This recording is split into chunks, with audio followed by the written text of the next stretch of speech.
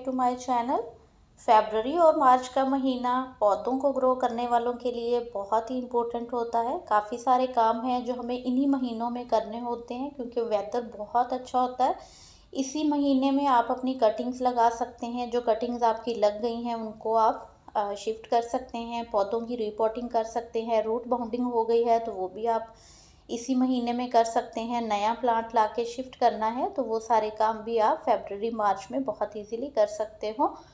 तो यहाँ मैं कुछ गार्डन के काम शेयर करूँगी, आपने नहीं किए हैं तो ज़रूर कर लीजिएगा, ताकि आने वाले मौसम में जब बहुत गर्मी हो जाती है तब आप ये नहीं कर पाएंगे, क्योंकि कोई भी वैसा काम आपके पौधे को मार सकता है। इसलिए अभी ज़रूरी है। तो सबसे पहला काम हमें अपने पौधों में गुडाई करने का है। मैं जितने भी मेरे पौधे थे परमानेंट हैं, अब दोबारा फ्लावरिंग पे आएंगे, उनकी गोडी करूँगी। और उसके साथ साथ यहाँ देखिए ये क्लांचो सकलेंट प्लांट है, इनमें भी काफ़ी सारी ग्रीन काई ऊपर आ जाती है। फ्लावरिंग ये कर रहे हैं। तो इस वाले की मैंने कटिंग्स लगाई थी तो एक में ही फ्लावरिंग आई है, बाकी अभी छोटी कटिंग्स हैं। तो इनमें काफ़ी सारा वाइट सा मटीरियल भी ऊपर आ जाता है और जब बारिशें हों तो काई भी ग्रीन सी आ जाती है। और वो काई हमारे पौधों के लिए बहुत डेंजरस होती है इस महीने में, कि वो नीचे रोशनी नहीं जाने देती, ऑक्सीजन नहीं पहुंचता है नीचे मट्टी में, जड़ों में, तो फंगस लग जाता है पौधों में। तो बहुत सारे ऐसे फ्रेंड्स जिनका कहना है कि हमारे पौधों में फंगस बहुत लगता है, तो उनके लिए बहुत ज़रूरी है कि इस वेदर में अच्छे से गोडी करें। कोई भी फंगीसाइड है वो मिट्टी में मिक्स कर दें। अगर आपके पास कोई भी नहीं है तो आप हल्दी उसमें मिक्स कर दें। यहाँ मैंने कुछ कटिंग्स भी साथ के साथ ही उसकी लगा दी हैं जो टूट गई थी। अब यहाँ देखें, ये मेरा पॉट है, ये प्लांट मेरा ख़राब हो रहा है। तो ख़राब ये किस लिए हो रहा है, हमें इनको देखना चाहिए। इसमें जो मैंने पॉट का इंतखाब किया है उसमें नीचे जो होल्स थे वो बंद हो चुके हैं, जिसकी वजह से ये पौधा दिन ब दिन मरता जा रहा है। इसी की जो दूसरी कटिंग्स थी वो मैंने बड़े मिट्टी के गमले में शिफ्ट कर दी थी। तो हम वेस्ट मटेरियल का जब इस्तेमाल करते हैं, इस तरह के वेस्ट बॉक्सेस का अपने गार्डन में, तो हमें बहुत सारी चीज़ें ध्यान में रखनी हैं, जो कि मैं बार बार आपसे शेयर भी करती हूँ कि इसमें ड्रेनेज होल आपको अच्छे बनाने हैं। एक्स्ट्रा पानी निकलना चाहिए ताकि आपके प्लांट की जड़ें गले नहीं, आपका प्लांट अच्छे से ग्रो हो। और ये काफ़ी ग्रीन काई भी आ चुकी थी और इसमें मिट्टी भी सूख नहीं रही थी इस वाले पॉट में। तो अभी मैं आपको दिखाती हूँ, इसमें नीचे जो ड्रेनेज होल है ना वो टोटली बंद हो चुके हैं। तो आपने अच्छे से गोडी करनी है और ज़रूर अपने पौधों में फंगीसाइड डालें। फंगीसाइड के तौर पे आप राख भी डाल सकते हैं, हल्दी भी, या फिर दालचीनी पाउडर है वो भी। तो ये मैंने साथ के साथ ही, ये चाइनीज़ वॉयलेट का प्लांट है जो ब्रांच टूट गई थी, उसकी मैंने कटिंग लगा दी है। अभी भी आप कटिंग लगा सकते हैं किसी भी पौधे की लगाना चाहें। तो यहाँ मैं आपको दिखाऊं, ये नीचे इसके जो होल्स हैं वो बंद हो चुके हैं। तो अभी मैं इन होल्स को खोलूँगी ताकि थोड़ा और बड़ा करूँगी। किसी भी नाइफ से आप कर सकते हैं। कोशिश करें इस तरह का बॉक्स लें तो आप साइड में भी उसके होल करें, ताकि इसमें से पानी अच्छे से निकले और आपका प्लांट गल के ख़राब ना हो। तो अक्सर ही हम बेध्यानी में ध्यान नहीं रखते हैं, तो इसलिए हमारे पौधे भी ख़राब हो जाते हैं और हमें समझ में नहीं आता कि हमारे पौधे को एकदम से क्या हुआ कि हमारा पौधा जो है वो सारा जो है वो सूख के मर गया है। तो आपने इन चीज़ों का ज़रूर ध्यान रखना है। अपनी सभी पौधों के ड्रेनेज जो हैं वो ज़रूर चेक करें, क्योंकि आगे बारिशें भी एक्सपेक्टेड हैं। तो बारिश का पानी खड़ा होगा तो उसमें जो है वो प्लांट आपके गल जाएंगे। तो यहाँ दे स्नेक प्लांट है, ये भी इसी तरह के बॉक्स में है। तो इसमें भी मैंने नीचे ड्रेनेज होल एक्स्ट्रा किए हैं ताकि इनमें पानी खड़ा नहीं हो। कुछ पौधे ऐसे हैं जिनको पानी की ज़्यादा ज़रूरत नहीं है और हम डेली पानी दे देते हैं, तो आपने इन चीज़ों का भी ध्यान रखना है। मौसम चेंज होने के साथ जब आपको लगे कि आपके पौधे की मिट्टी बिल्कुल खुश्क हो गई है, फिर आपने पानी देना है। अगर वो गीली लग रही है तो आप उसको पानी नहीं देंगे। इस तरह से ये नहीं आपने देखना कि आपका जो प्लांट है गर्मी है तो हमें बस सुबह शाम पानी देना ही देना है। यहाँ ये मैंने वडेलिया की कटिंग जो है वो ग्रो करी थी। बहुत ही खूबसूरत सा प्लांट है, येलो कलर के फ्लावर्स आते हैं। मोस्टली ये पार्कों वगैरह में ग्राउंड कवर के तौर पे लगा होता है। अगर आप इसको लगाना चाहें तो आप इसको ज़रूर ग्रो कीजिएगा, कटिंग से आसानी से लग जाता है। इसको जो है ना वो मैं अब बड़े पॉट में शिफ्ट कर रही हूँ। इसका मदर प्लांट भी है मेरे पास, और इसका जो ये वाला कटिंग वाला प्लांट है ये भी हम बड़े पॉट में लगा देंगे, क्योंकि अभी इस आगे इसने फ्लावरिंग करनी है। तो ये मिट्टी मैंने तैयार नहीं की, जो पुरानी मेरी मिट्टी है मैंने उसी में लगा दिया है। थोड़ी कावडंग मज़ीद मैंने ऐड की थी, क्योंकि ये भी कटिंग है, इसको उतनी खुराक की ज़रूरत नहीं है। जैसे जैसे ये आगे जाएगा, बड़ा होगा, तो इसको फिर हम खाद भी देते जाएंगे। तो अभी आपने जो जो कटिंग्स लगा रखी हैं उनकी रूट्स आ गई हैं, तो मोस्ट इम्पोर्टेंट वर्क यही है आपका, आप उनको गमलों में शिफ्ट कर लें। मैंने भी काफ़ी सारी कटिंग्स लगा रखी थी जो कि मैं आहिस्ता आहिस्ता शिफ्ट कर रही हूँ। ये इसका मदर प्लांट है, तो ये भी ग्रोथ में आ रहा है जैसे जैसे वेदर, क्योंकि ये एकदम से सूख जाता है जब विंटर आता है। बस आपने एक कटिंग लेनी है इसकी इस तरह से, और इसके नॉड्स में से बहुत जल्दी रूट्स बन जाती हैं। थोड़ा क्लीन करें नीचे से, और 1 से 2 नॉड आप मट्टी में दबा दें तो बहुत जल्दी इसकी कटिंग लग जाती है। पार्किंग एरियाज़ में और या फिर पार्क्स में, गार्डन में, बहुत सारी जगहों पे आपको ये दिखेगा ग्राउंड पे लगा हुआ। तो बस एक ब्रांच ले आएँ और लगा लें। इसकी पत्तियों का पैटर्न भी बहुत खूबसूरत है, और जब ये ग्रोथ करेगा तो इंशाल्लाह अगर आप मेरे चैनल के साथ कनेक्टेड रहेंगे तो आने वाले टाइम में आपके साथ इसकी मैं फ्लावरिंग भी शेयर करूँगी। तो बस ये कटिंग्स लग गई हैं, ये होपफुली हमारी ये कटिंग लग जाएगी, क्योंकि अभी बहुत अच्छा वेदर है। आपने नहीं लगाई तो आप ज़रूर लगाइएगा, पानी दे देंगे हम। आपने जितनी कटिंग्स शिफ्ट करनी है उनको एक दफ़ा आपने अच्छे से पानी दे देना है, और उसके बाद उनको आपने, क्योंकि अभी धूप ज़्यादा तेज़ नहीं है, तो आप उनको जहाँ रख रहे हैं ओपन में वहाँ ही रख दें। लेकिन अगर आपके यहाँ धूप बहुत तेज़ है तो 1 दिन के लिए उसको शेड में रखें, और उसके बाद आपने उसको धूप में लेके आना है। तो गार्डन के बहुत सारे काम हैं, हमें करने पड़ते हैं। अगर आपने खाद नहीं दिया है तो पौधों में खाद ज़रूर दें। मैंने काऊ डंग का खाद जो है वो अपने सभी पौधों में देना है, आप भी ज़रूर दीजिएगा। उसके अलावा जो हमारे विंटर के फ्लावरिंग प्लांट हैं वो देखें इस तरह से बीज भी बनते जा रहे हैं। तो अगर आपको अभी बीज नहीं लेने तो उनके जो डेड फ्लावर्स हैं उनको काटते जाएं, ताकि अभी से वो पौधा आपके पास बीज ना बनाना शुरू करे। नेस्टेशियम को मैंने थोड़ा सा नीट कर दिया है और उसके बाद इसको स्टेकिंग कर दी है, क्योंकि ये वाइन वाला प्लांट है और नीचे लंबाई में ही ग्रो कर रहा था, और ये लगा भी बिल्कुल 6 इंच के पॉट में हुआ है। और वहाँ ही ये देखिए इसने मुझे पूरा विंटर इतनी खूबसूरत फ्लावरिंग दी है। तो इसके बीज जो बन रहे हैं, जो मैं फ्लावर्स हटा नहीं पाई हूँ, वो तो बनते रहेंगे। हेल्दी बीज जब पक जाएंगे तो हम हार्वेस्ट कर लेंगे। लेकिन अगर आप नहीं चाह रहे कि आपको फूल ही चाहिए हैं, आपको बीज नहीं चाहिए, तो आप इसकी जितने भी डेड फ्लावर्स हैं उनको निकालते जाएं, ताकि ये और मज़ीद फ्लावरिंग करता जाए। दोनों में मैं स्टेकिंग कर दूंगी। तो स्टेकिंग के बाद देखें प्लांट जो है वो हेल्दी ग्रो होता है, उसमें फंगस नहीं लगती है। आपको मिट्टी उसकी दिखती रहती है कि उसकी मिट्टी जो है वो कैसी है, ड्राई है या वेट है, उसमें पानी की ज़रूरत है या नहीं। कुछ जेड की कटिंग्स मैंने लगाई थी, अगर आपको लगानी है आप जेड प्लांट की भी कटिंग लगा सकते हैं। इसके अलावा यहाँ स्वीट पोटैटो वाइन की कटिंग मैंने लगाई थी, ये बहुत ही खूबसूरत ग्रो करता है। आप मेरी पुरानी वीडियोस में देख सकते हैं कितना प्यारा हेल्दी प्लांट था मेरे पास। और अभी इसकी 2 कटिंग्स हैं मेरे पास, जो कि विंटर में काफ़ी ख़राब हो जाता है ओपन में पड़ा हुआ, तो ये बहुत अच्छे से ग्रो करता है। तो आप इसकी कटिंग ज़रूर ऐड कीजिएगा। उसके अलावा यहाँ देखें मैं कैलेंडुला के भी सीड्स कलेक्ट कर रही हूँ साथ के साथ ही, क्योंकि ये मैंने भी सीड से ही ग्रो किया था और फिर से सीड इसके बन रहे हैं। तो गार्डन की सफाई भी बहुत ज़रूरी है। एक्स्ट्रा जहाँ पे आपको दिख रहा है कीचड़ है, मिट्टी है, उसकी सफाई भी आप करते रहें, क्योंकि आने वाले मौसम में जो है वो जितना आप इसको साफ़ रखेंगे उतना ही देखने में ये खूबसूरत भी लगेगा। तो मैंने रीअरेंज कर दिया है।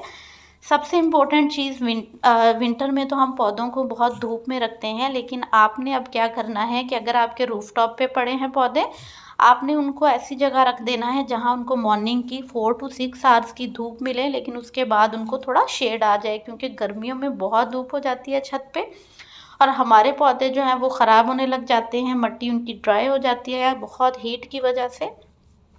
तो पौधों को आपने थोड़ा इकट्ठा करके रख देना है। मैंने भी अपने पौधों की वही अरेंजमेंट अभी ही कर दी है, ताकि मेरे प्लांट्स जो हैं वो बहुत अच्छे हेल्दी, एक जो ह्यूमिडिटी होती है वो इनके दरमियान होनी ज़रूरी है। जब ये एक दूसरे के साथ बिल्कुल पड़े होंगे तो बहुत अच्छे से ग्रो करेंगे।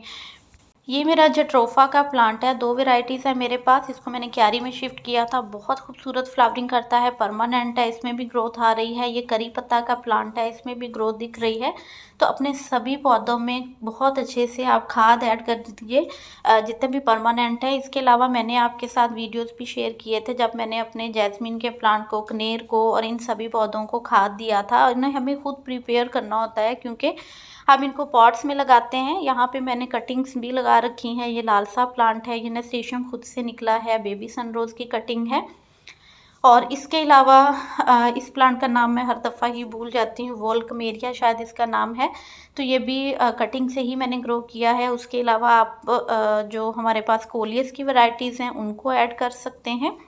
जहाँ-जहाँ मेरे पास जो फ्लावरिंग प्लांट थे उनमें बीज बन रहे हैं, उनको मैं बनने दे रही हूँ। पोर्टुलाका की कटिंग पे भी मैंने वीडियो शेयर किया था कि आपके पास अगर इनकी हैं कटिंग्स तो आप इनको दोबारा से लगाएँ ताकि ये आपके पास अच्छे से ग्रो हों। वांडरिंग जू की मैंने कटिंग्स लगा रखी हैं। वांडरिंग जू मेरे पास नहीं चलता है क्योंकि छत पे बहुत धूप हो जाती है। फिर भी मैं हर बार कोशिश करती हूँ कि मैं इसको ऐड कर पाऊँ।